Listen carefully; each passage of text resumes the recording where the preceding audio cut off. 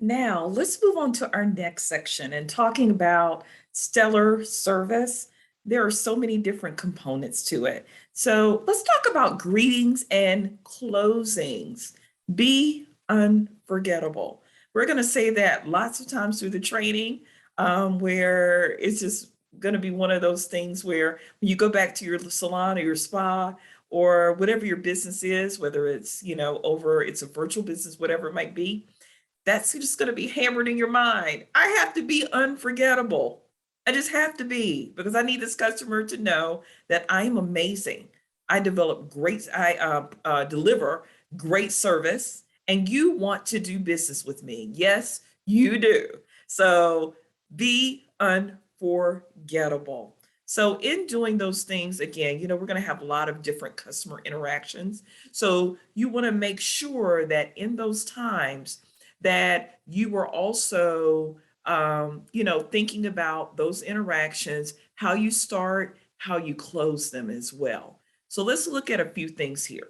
So when we're dealing with customers over the phone, or leaving a message, whatever it might be, again, these are still opportunities where we get to deliver stellar service. It's setting an expectation of, for the customer, who they're dealing with, what they're going to get when they work with me. So when we're answering the phone, even though that seems so simple, it's becoming a lost art today. And we're in the beauty business. We deal with people most of the time. So customer service has to be one of our top priorities. So even when we're greeting on the phone, or if you have a staff of people, it's important to talk about, we should have a standard greeting. There should be a standard way that we answer the phone when our customers call.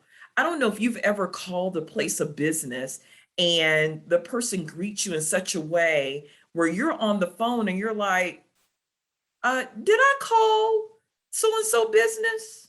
You're not even certain this is a business because of the way they answered the phone.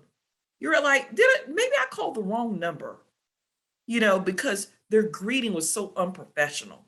So with us, because again, we are setting a tone, an expectation before that customer even does business with us.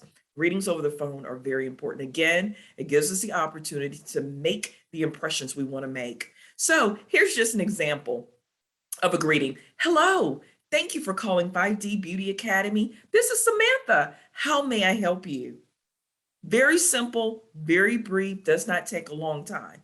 And as we talked about in the section before, make sure you're smiling over the phone. You want them to hear that smile. Again, hello, I am so glad you called. I am so glad you have interest in our business and what we offer. So again, this is just a simple greeting. Of course, add your own flair, add your own tweak, but make sure it is a greeting that makes someone feel welcome and it makes them feel happy that they called you. Not that they regretted calling you, but they are happy that they called you. So this gives you a chance to do it. So again, hello. Thank you for calling 5D Beauty Academy. This is Samantha. How may I help you today? Put your flair on it, put your spin on it. Most importantly, do it with a smile. Also, there may be times where, maybe the person's calling after hours or you're with a client or with a customer, whatever it may be, maybe on vacation, whatever it is. You want to leave a professional message on your voicemail. So I would say definitely if you are on vacation or going to be out extended periods of time, make sure to communicate that on your voicemail so that they know that, hey, I'm out of town, limited access to communication. So I will be back in on this, or I'll be able to check messages on this particular date. Give some type of expectation if you're going to be out for a while. But here is just an example. Hello, thank you for calling 5D Beauty Academy. Please leave a message. We will return your call as soon as possible. Have a beautiful day. Very simple, but it's professional. And it's a good standard greeting that again articulates, I'm glad that you called. Glad that you reached out to us. Unfortunately, I'm not available. However, I will return the call as soon as possible. So as soon as I get the break, as soon as I finish the client, as soon as I can, I will call you back. So these are things, again, we are setting impressions, we're setting expectations for the client. And as I said before, put your own spin and flair on it. If your personality is really bold and bright or whatever it might be, let them hear that in your greeting and in your closing. Go be creative. That's who we are anyway in the beauty industry. We're so creative. So even with this, have a little fun with it, as long as you do it with a smile. So those would be tips that I have in terms of greetings and closings.